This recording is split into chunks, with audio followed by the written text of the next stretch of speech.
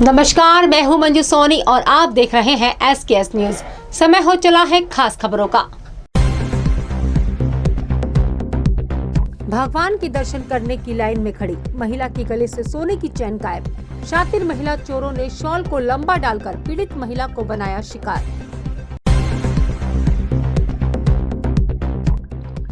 झगड़े का बदला लेने के लिए युवक के साथ मारपीट, हवाई फायर कर फैलाई दहशत।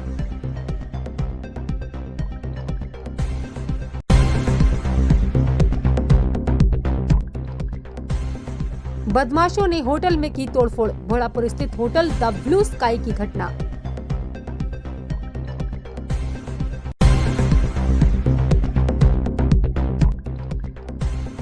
बाइक चोरी का पुलिस ने किया खुलासा, 2 नाबालिग आरोपियों के कब्जे से मिली 8 मोटरसाइकिल।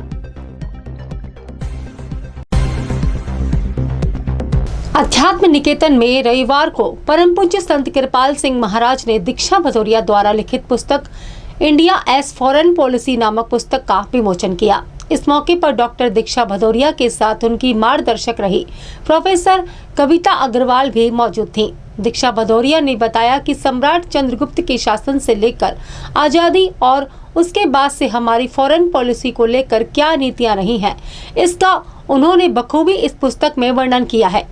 उन्होंने कहा कि यह पुस्तक भारतीय राजनीति में रुचि रखने वाले लोगों के लिए बेहद उपयोगी साबित होगी। उन्होंने पुस्तक के विमोचन पर महाराज का धन्यवाद भी ज्ञापित किया।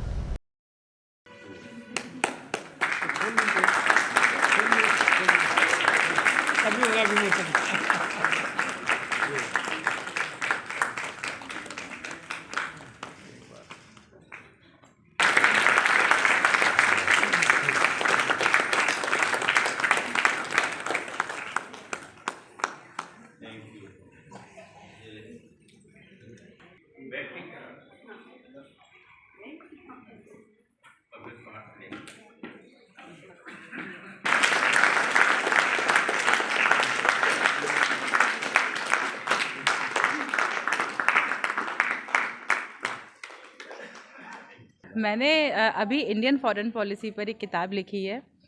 मेरी PhD डॉक्टर कविता अग्रवाल मैडम के अंडर हुई है, तो उनके सानिध्य में मैंने अपनी PhD की थीसिस ख़त्म की थी, जो कि इंडिया चाइना रिलेशन के ऊपर थी। तो उनके मार्गदर्शन में फ़ॉरेन पॉलिसी को लेकर के थोड़ा सा इंटरेस्ट ज़्यादा रहा, तो फिर मैंने किताब लिखने की सोची।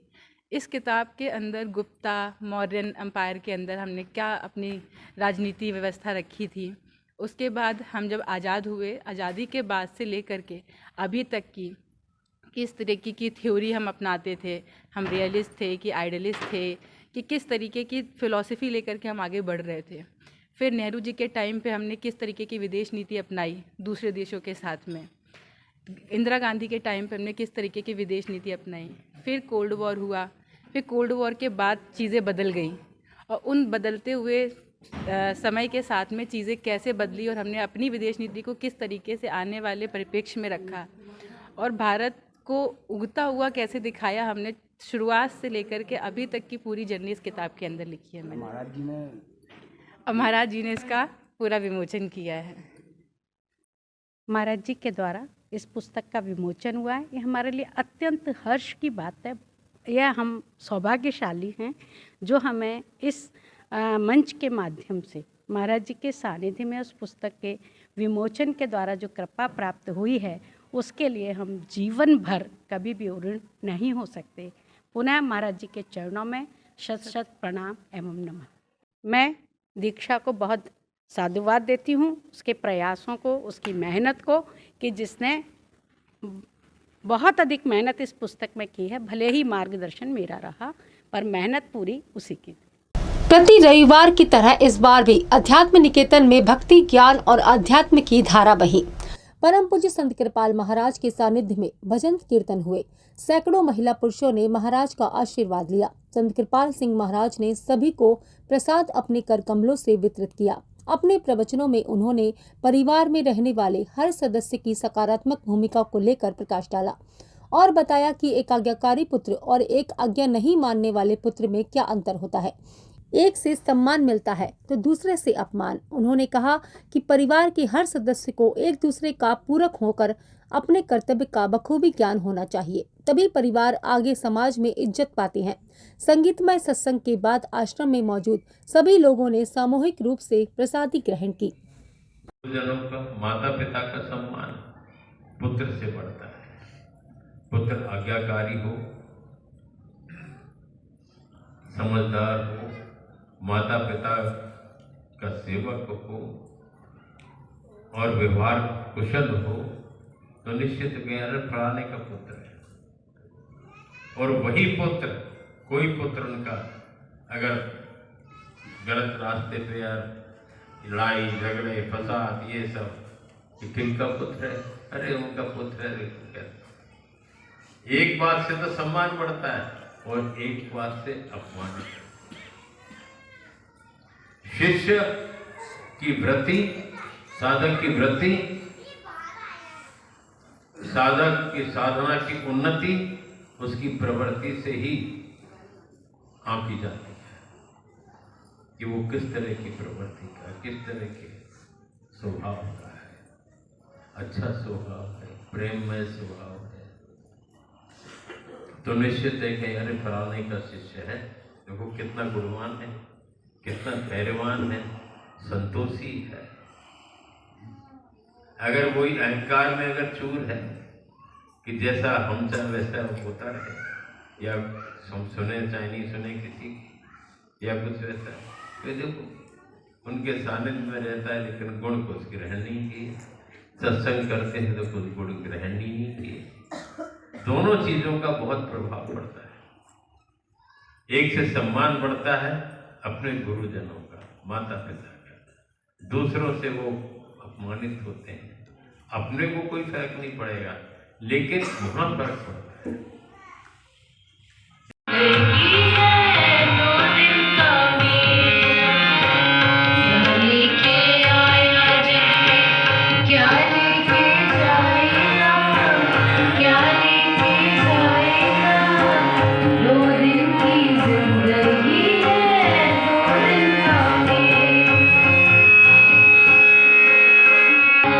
वो कहाँ गए बलवान दिन भर धरती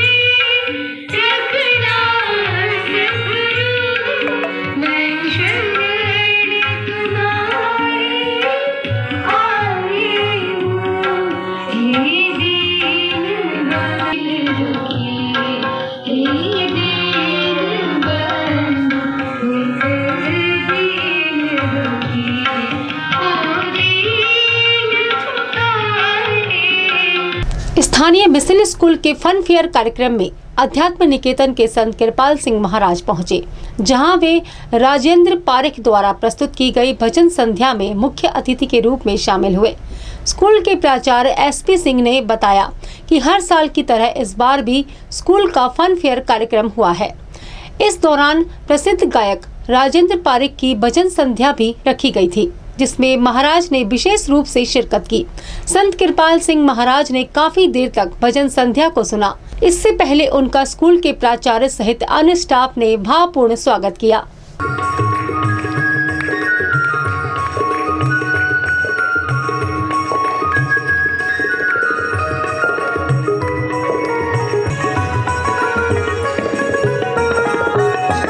मोर मुकुट सिर गलबन माला केसर तिलक लगाए, केसर तिलक लगाए। मोर मुकुट सिर गलबन माला केसर तिलक लगाए, केसर तिलक लगाए। मोर मुकुट सिर गलबन माला केसर तिलक लगाए, केसर तिलक लगाए। मोर मुकुट सिर गलबन माला केसर तिलक लगाए, केसर तिलक लगाए। वृंदावन की कुंज गलिन में, वृंदावन की कुंज गलिन में सबको नाच नचाए, ओह सबको नाच नचाए। श्री राधे गोविंदा मन बदले हर का प्यारा नाम है। श्री राधे गोविंदा, गोविंदा मन बदले हर का प्यारा नाम है। गोपाला हरि का प्यारा नाम है, राधे गोविंदा मन बदले हरि का प्यारा नाम है। जय नंदलाला जय गोपाला, जय नंदलाला जय। श्री राधे गोविंदा मन बदले हरि का प्यारा नाम है। गोपाला हरि का प्यारा नाम है, नंदलाला हरि का प्यारा नाम है। गोविंदा मन बदले हरि का प्यारा नाम है।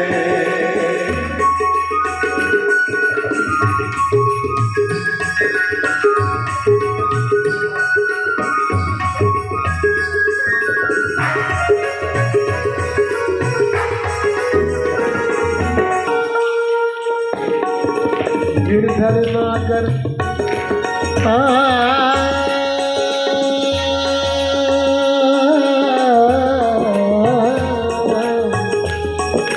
गिरधर नागर कहती मीरा, कहती मीरा गिरधर नागर कहती मीरा, गिरधर नागर के शरण में बैठ के गौरी नारायण नमोस्तुते।